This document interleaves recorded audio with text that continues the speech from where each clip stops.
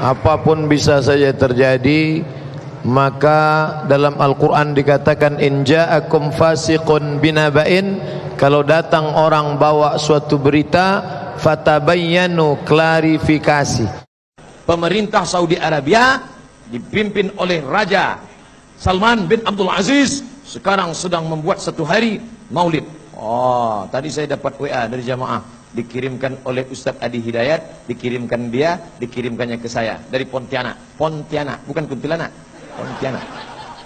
Maulid sana. Pemerintah Saudi Arabia tahun ini membuat maulid. Allahu Akbar. Satu di antara fakta, tanggal 30 November besok Saudi Arabia mengumumkan resmi menjadi hari libur nasional. Ada apa di tanggal 30 November?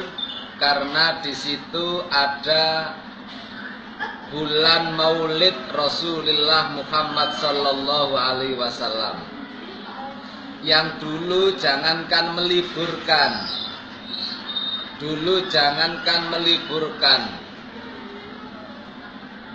menghormati apapun yang bernuansa Maulid Nabi dilarang keras. Namun sekarang bukan hanya dilarang, sekarang justru dihormati sebagai hari libur nasional. Itu realitas yang dapat kita saksikan sekarang setapak demi setapak perjalanan perubahan teologi dari Salafi, dari Wahabi menjadi sebuah negara yang rahmatan lil alamin.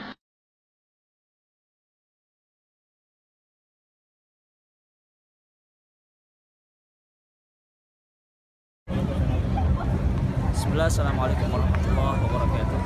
Pemirsa sekalian yang rahmati Allah Subhanahu wa taala, kini kita tengah berada di depan halaman Masjid Nabawi. Malam ini bertepatan tanggal 12 Rabiul Awal, yang bisa disebutkan ini merupakan tanggal yang sangat fenomenal kali di antara kita, yaitu tanggal kelahirannya Nabi Shallallahu Alaihi Wasallam. Telah tersebar di tanah air kita tentang adanya hari khusus pemerintah Saudi mengadakan Maulid Nabi, itu sama sekali tidak benar. Dan juga dengan adanya penetapan dari Raja bahwasanya tanggal 12 Rabiul Awal menjadi tanggal libur, itu sama sekali tidak benar. Dan itu sama sekali berita yang tidak sahih. Bisa kita lihat di @no-rumors. Ya, @no-rumors Hay'ah Mukafari Syah ikan tanggal 12 Rabiul Awal sebagai hari resmi untuk libur. Itu tidak benar sama sekali, dan itu ghairus sahih, karena mauqi ataupun website tersebut berasal dari negara Mesir yang menyebarkan berita-berita kebohongan, dan bisa dicek di sini alamat servernya, dan ini bohong. Bisa sekali nama Rasulullah Taala, kami ingin mengabarkan kepada semuanya. Jadi di sini di kota Madinah Munawwarah, tempat di mana Nabi SAW dikuburkan di Masjid Nabawi, sama sekali tidak ada perayaan khusus, dan pemerintah Arab Saudi sama sekali tidak ada mengadakan perayaan khusus di tanggal 12 Rabiul Awal ini. Juga alhamdulillah pada hari-hari ini juga majelis-majelis ilmu di Masjid Nabawi berjalan seperti biasanya, tidak ada perubahan. Kemudian sekolah-sekolah juga masuk seperti biasa, dan kampus-kampus juga berjalan seperti biasanya, tidak ada hari libur sebagaimana yang tersebar di kalangan di tanah air bahwa berita itu berita yang tidak benar. Pemirsa sekalian, mudah-mudahan informasi yang kami sampaikan bermanfaat bagi teman-teman yang ada di tanah air dan menjadi sebuah bayinah bagi kita semua. Kami ucapkan terima kasih atas perhatiannya. Wassalamualaikum warahmatullahi wabarakatuh.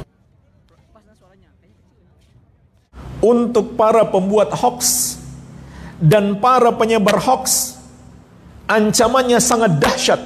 Ini belum azab neraka, baru azab kubur.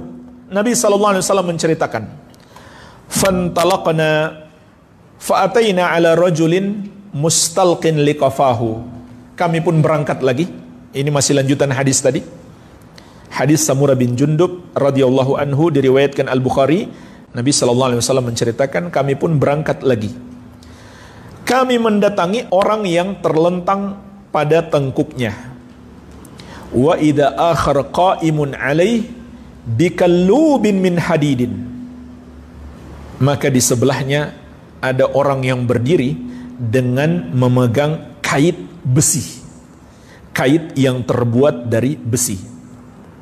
Wa idza huwa ya'ti ahada shiqai wajhihi fayusharshiru shidqahu ila qafahu. Maka orang itu pun mendatangi salah satu sisi wajahnya, lalu merobek bagian samping mulutnya sampai ke tengkuknya. Wa min kharahu ila qafahu, dan merobek lubang hidungnya sampai ke tengkuknya. Wa ainahu ila qafahu, dan merobek mata sebelahnya sampai ke tengkuknya. Summa yatahawwalu ilal janibil akhar, lalu dia berpindah lagi ke sisi yang lain, sisi yang sebelahnya. Fayaf'alu bihi mithla ma fa'ala bil janibil awwal, maka dia pun melakukan seperti yang dia lakukan sebelumnya.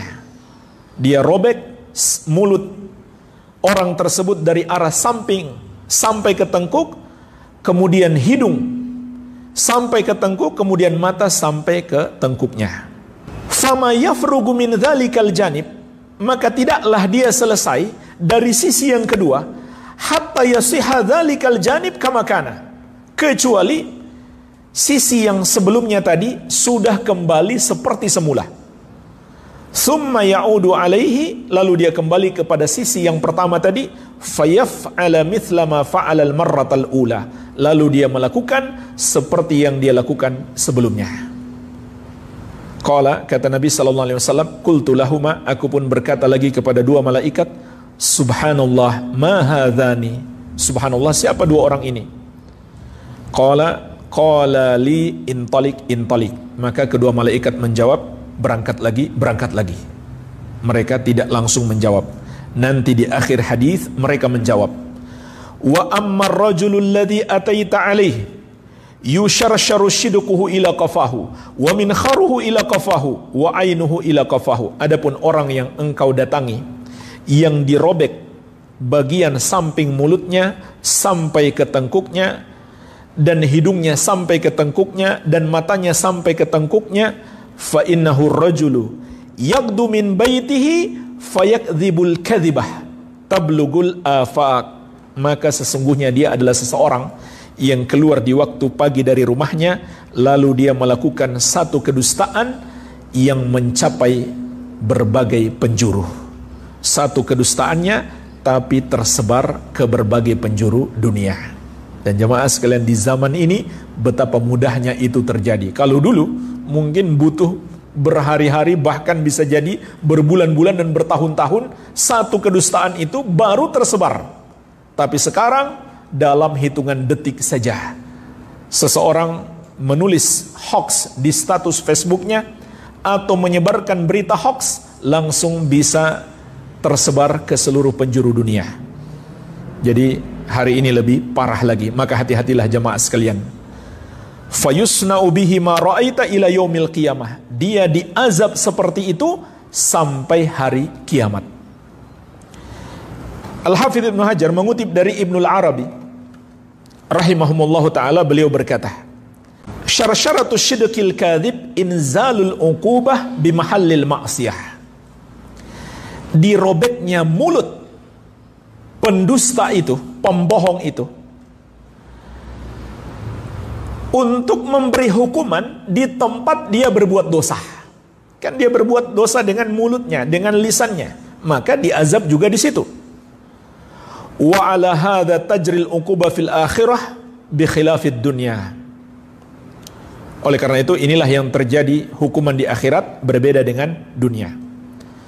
Kemudian beliau juga mengutip dari Ibnu Hubairah rahimahullah, beliau berkata, lamma kana al-kadhib yusa'idu anfuhu wa ainuhu lisanahu 'alal kadhib bitarwiji batilihi waqa'at al-musyarakah bainahum fil uqubah. Ketika lisannya dibantu oleh hidung dan matanya untuk melakukan kedustaan atau menyebarkan kebatilannya, maka hukumannya pun terhadap semuanya.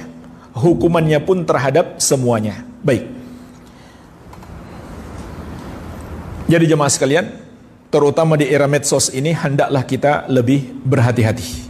Hendaklah kita lebih berhati-hati dalam menyebarkan berita. Pastikan dulu berita itu benar atau tidak. Bahkan walaupun benar, juga harus kita pikirkan, ini kalau disebarkan, manfaatkah atau mudarat yang justru lebih besar? Kalau mudarat justru lebih besar, maka tidak boleh juga kita sebarkan. Iya. Jadi, jangan asal terima berita langsung kita sebarkan. Maka kita akan terjerumus dalam hoax.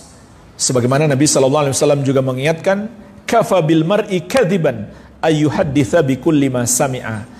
Cukuplah seseorang itu dianggap berdusta kalau dia menceritakan setiap yang dia dengar. Kalau dia membagikan setiap berita yang dia lihat di medsos dan lain-lain, maka dia pasti terjerumus dalam dusta. Itu kalau dia menyebarkan setiap yang dia dengarkan. Apalagi yang sudah jelas-jelas dusta. Baik. Dan tentu mudaratnya lebih besar lagi kalau mengandung kezaliman kepada orang. Bahkan berita benar sekalipun.